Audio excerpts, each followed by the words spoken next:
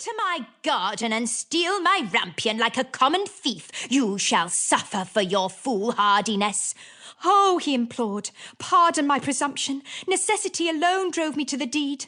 My wife saw your rampion from her window and conceived such a desire for it that she would certainly have died if her wish had not been gratified." Then the witch's anger was a little appeased, and she said, "If it is as you say, you may take as much rampion away as you like, but on one condition only, that you give me the child of your wife will shortly bring into the world. All shall go well with it, and I will look after it like a mother." The man in his terror agreed to everything she asked, and as soon as the child was born, the witch appeared, and having given it the name of Rapunzel, which is the same as rampion, she carried it off with her. Rapunzel was the most beautiful child under the sun.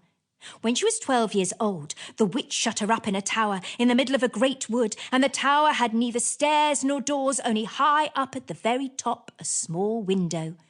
When the old witch wanted to get in, she stood underneath and called out, "Rapunzel, Rapunzel, let down your golden hair." For Rapunzel had wonderful long hair, and it was as fine as spun gold.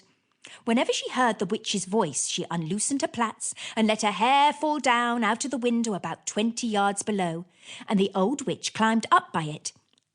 After they had lived like this for a few years, it happened one day that a prince was riding through the wood and passed by the tower. As he drew near it, he heard someone singing so sweetly that he stood still, spellbound, and listened. It was Rapunzel in her loneliness trying to while away the time by letting her sweet voice ring out into the wood.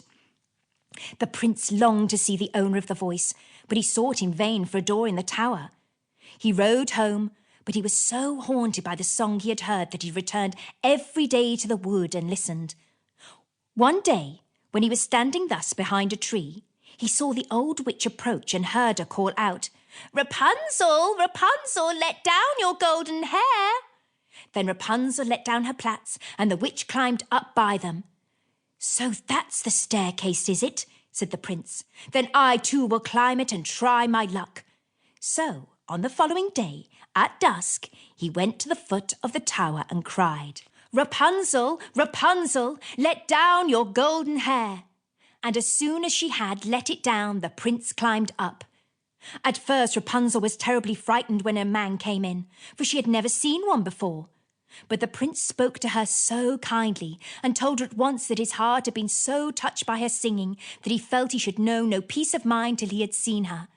Very soon Rapunzel forgot her fear, and when he asked her to marry him, she consented at once. "For," she thought, "he is young and handsome, and I'll certainly be happier with him than the old witch." So she put her hand in his and said, "Yes, I will gladly go with you. Only how am I to get down from the tower? Every time you come to see me, you must bring a skein of silk with you, and I will make a ladder of them. And when it is finished, I will climb down by it, and you will take me away on your horse." They arranged that till the ladder was ready, he was to come to her every evening, because the old woman was with her during the day. The old witch, of course, knew nothing of what was going on, till one day Rapunzel, not thinking of what she was about, turned to the witch and said, "How is it, good mother, that you are so much harder to pull up than the young prince? He is always with me in a moment." "Oh, you wicked child," cried the witch, "what is this I hear? I thought I had hidden you safely from the whole world, and in spite of it you have managed to deceive me." In her wrath, she seized Rapunzel's beautiful hair, wound it round and round her left hand, and then grasping a pair of scissors in her right, snip, snap, off it came, and the beautiful plaits lay on the ground. And worse than this, she was so hard-hearted that she took Rapunzel to a lonely desert place, and there left her live to loneliness and misery.